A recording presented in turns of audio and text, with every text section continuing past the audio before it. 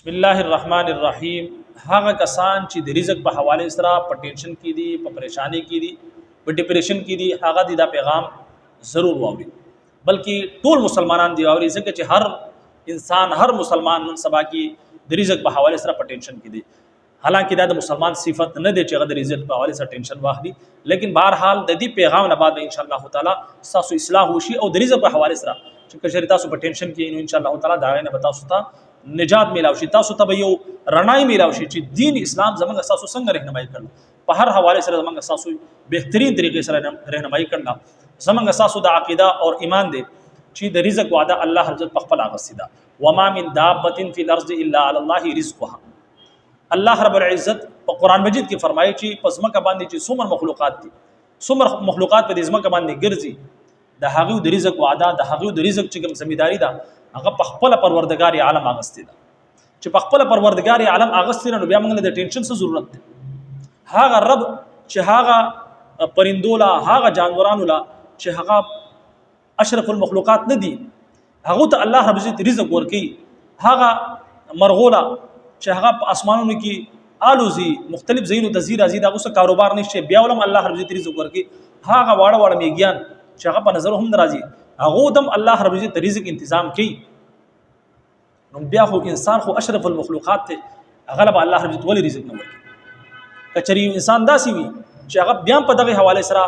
د رزق په حواله سره پریشان او په ټینشن کې وي، نو هغه د یقیني تور خپل ایمان وګوري چې زما د ایمان کمزوري خو نه ده. ځکه چې کچری یو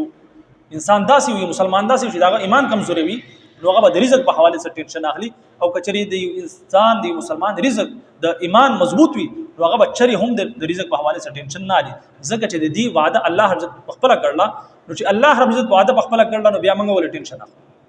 ځکه په حدیث شریف کې راځي، جناب نبی کریم صلی الله علیه وسلم فرمایي چې کوم انسان په الله رب عزت باندې داسې توکل وکړي چې څنګه توکل حق ته، یعنی څنګه چې د توکل حق ته دغه شان په خپل رب باندې توکل وکړي، ځان فریدي او ووزي لارې ته، بار میدان ته ووزي، بازار ته ووزي، خپل د رزق د معاش لپاره ووزي او ځان په الله رب عزت باندې واړي، توکل وکړي، نو الله رب العزت په داسې رزق ورکي څنګه چې الله رب العزت دی مرغول ورکي. دو سارزي خالی خېټي زی، یعنی وږي وي، خالی خېټي وي، او چې ما خام راځي خپل جالو طرف ته نو داغو خېټي ډکی وي.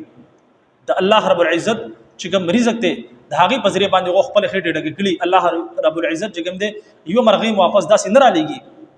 ما خام چې هغه خېټه خالی وي، بلکې هر مرغې لا، هر پرندې لا الله رب العزت رزق ورکي. نو الله رب العزت په داسې انسان لا داسې رزق ورکي چې څنګه الله رب العزت پرندو لا ورکي. د پرندو څه کاروبار وي، څه کاروباري نه سم نه وي، نه هغه محفوظه کوي چې غټه غټي پیټي یا بینکونه چې په هغه کې خپل هغه مال دولت چې کوم دی ذخیره کوي، دا غوسره د ذخیره کېدو لپاره هم صدا سي دغه نوي سار وزي. او چې وزي نو د دینه دا مطلب دی چې انسان مسال وزي، دا سینه چې خپل کور کې بناسي او د الله نه بغواړي، بلکې وزي با او توکل په بچا باندې کې په الله رب عزت باندې توکل کې نتیجه په الله رب عزت باندې پریدي. نو الله رب عزت اوله څنګه چې مرغولا پرندولا رزق ورکی، دا شانتي په الله رب العزت دی انسان له دی مسلمان د رزق ورکی. نو پکار دا چې منګه وضو د مهنت مزدوري لپاره وضو کاروبار کو ځاننا، لیکن نتیجه چې کوم دغه په الله رب عزت باندې پریدو، توکل منګه په الله رب عزت باندې کو، نو ان شاء الله تعالی الله رب العزت بیا منګه تاسو په رزق کې اضافه کوي. او کچره منګه وضو او نتیجه موږ پلاس کیو چې یاره ما ته دغه شانته میلاو شي، دومره میلاو شي، نو یقیني طور پر دا په الله رب عزت باندې توکل نه دی، دا بیا خپل په ځان باندې بروسه کولی. نو ګوره داسې انسان ته بیا د الله رب العزت غا وعده دا غي انسان لپاره چې کوم انسان په الله رب باندې توکل کوي، نو چې کوم انسان په الله باندې توکل نه کوي نو داغه په رزق کې با 117 شي، هغه بیا دغه شانته ټینشن اخلي. او ډیر خلک داسې چې هغه د دې وجنه ټینشن اخلي چې هغه نور خلکو ته ګوري چې بای فلانا سره دومره مال او دولت ته زما سره خنشته. نو په دې وجه باندې اکثر خلک چې کوم دي هغه الله رب عزت نعمتونه ورکړي، لیکن د هغه نعمتونو نه باوجود هغه د الله رب عزت ناشکری کوي. نو چې کوم انسان د الله رب عزت ناشکری کوي، په قران مجید کې الله رب عزت فرمایي لئن شکرتم لازیدنکم، کچریته زما په نعمتونو باندې تاسو شکر ادا کوئ نو زه به کې اضافه کوم. او کچری ناشکری کوئ بل چاته ګوري چې دا غسر خو دغه سره خو فلان دومره مال او دولت ته زما سره خو دغه نشته، نو بیا الله رب عزت فرمایي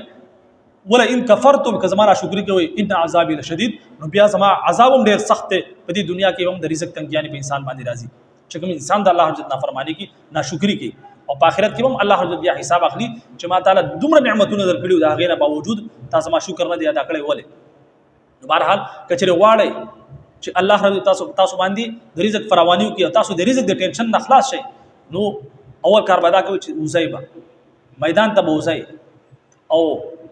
مهنت وکوي لیکن نتیجه به خپل لاس کې نه لري نتیجه به خپل رب باندې پرې دی خپل رب باندې توکل کې هغه خپل د شان مطابق به تاسو ته لارې کولاوي رزق فراوانی بږي او د هغې نه علاوه چې کوم خلق ته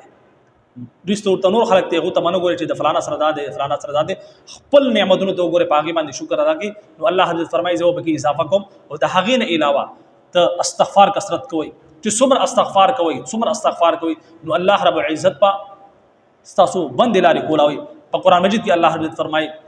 چې سورۃ نوح کې الله حضرت فرمایي چې فقلت استغفروا ربکم انه کان غفارا یرسل السماء علیکم مدرارا چې کوم کسان استغفار کوي هغه باندې بعد رحمت بارانونه وريږي ويمددکم باموال داغه په مال او دولت کې الله حضرت اضافه کوي او بنینا او زامن مت الله حضرت نصیب کوي نو کتری انسان استغفار کوي نو دا تنگ لارې بوته الله حضرت کولاوي. نو بهرحال کوشش دا وکړي چې په خپل رب باندې باور وکړي په خپل رب باندې توکل وکړي او کچری په خپل رب باندې توکل کوي یا بار ته وځي میدان ته وځي نو ان شاء الله تعالی د الله حضرت مدد بس تاسو شامل حالي او چې څنګه په حدیث شریف کې الله جناب نبی کریم صلی الله علیه وسلم فرمایلی چې څنګه الله حضرت پنندولا مرغولا رزق ورکي هغه سره څه قسم له ټینشن نه وي دغه شان دی انسان د بیا الله حضرت رزق ورکي په پکاردار چې موږ د رزق په حواله سره ټینشن ناخلو رزق وعده پروردگار عالم خپل کړل هغه رب چې هغه دی چرین پرین د داسې جانوران دي چې هغه په دریابونو کې دي څوک په خشکی کې دي څوک په هواګانو کې دي څوک په تری کې دي څوک په جنگلاتو کې دي لیکن د هغې نه باوجود هر جانور لا هر پرندې لا هر چرین پرنده الله رب العزت چې د وخت په مطابق هغه رزق ورکي څوک د لوږې نه نمري نو دا انسان اشرف المخلوقات چې الله رب خپل خلیفہ ګرځول دا انسان نو دی به څنګه الله رب العزت وږي پریدي